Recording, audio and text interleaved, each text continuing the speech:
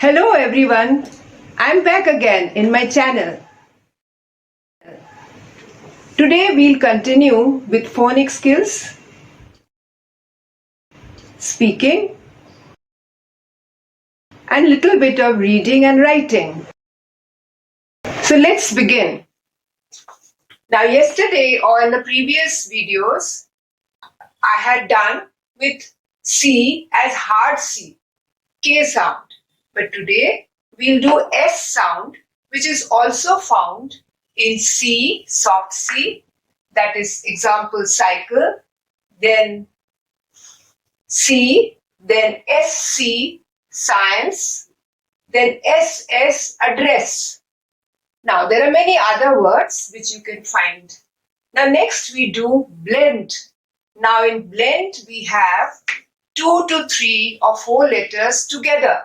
Now I have taken the word ST, 2 letters together, and we can make as many words as possible with ST. Mind you, I am always connecting myself with the topic noun, which is a part of speech also called as word class.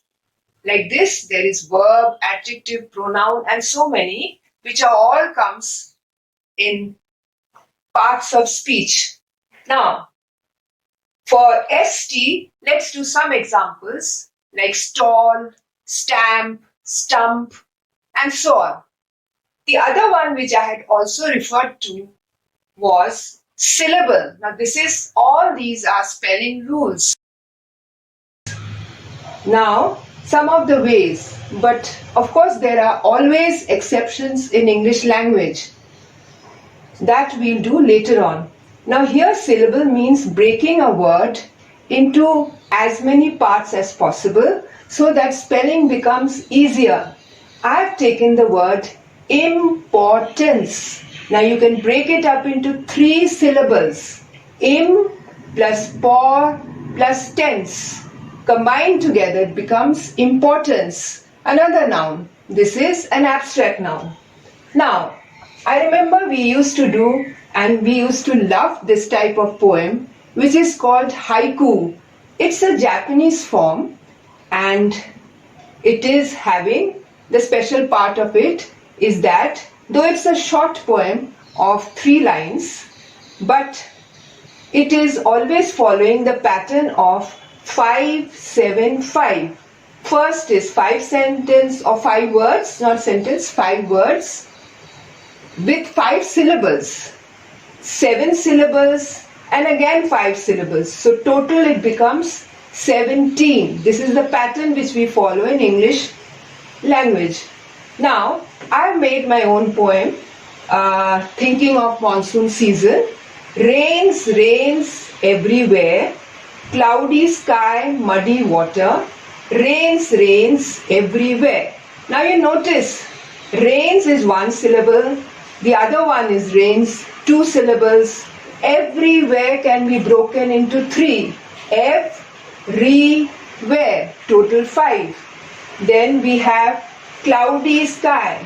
Cloudy, 2 syllables, sky, 3rd syllable, muddy 2, so 5, water 2, so 7, total 7 syllables. Again rains, rains everywhere, so it becomes 5 syllable, total 17 syllables. This pattern is followed in haiku, which is a Japanese traditional form. Like this, there are many poems following syllables. Now, we come to sentences which I had also referred to. Today in that sentence, I'll introduce another topic, punctuation. Now, all these are important as language tools.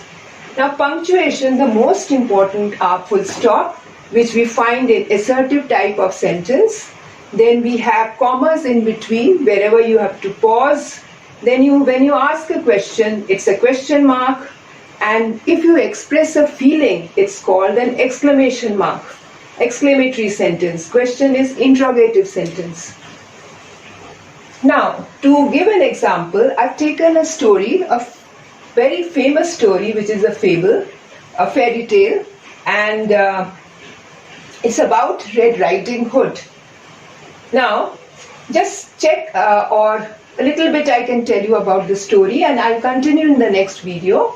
There was a little girl who was called Red Riding Hood, and her grandmother was not well. So her mother told her to take a basket of fruits, jam, bread and milk, and maybe other things also with medicines, and to take it to her grandmother. Now I've just taken the first sentence for the formation of question. Now let's take the first sentence as Red Riding Hood was a little girl. Now remember, when you're writing a story, we use past tense. Now these tense and all I'll do later on in detail. But right now you remember that the verb is was, which is a past tense. So Red Riding Hood was a little girl, and we form it into a question. Now as I told you, Red Riding Hood is the subject noun, plus it is a proper noun. So when for punctuation, whenever you begin a sentence, you have to start with a capital letter, and also for proper nouns which can be in any part of the sentence. And while writing, you have to also use comma, and if it's a question, question mark. Now here it is just a simple assertive sentence. Red Riding Hood was a little girl. We frame it into a question. Who was the little girl? The answer will be same. Red Riding Hood was the little girl. Now, if with little, if you had used small, cute, you could have put commas, and you have to pause a little. Now, we can also make another question. What was the name? The little girl's name. So, or what was the name of the little girl? Now, see, notice, I had told you to frame sentences, you have to start with the subject, that is a noun or a pronoun. But here in the question, we start with the verb. Verb is was. So was the little girl. And before that, if it's a person, put who.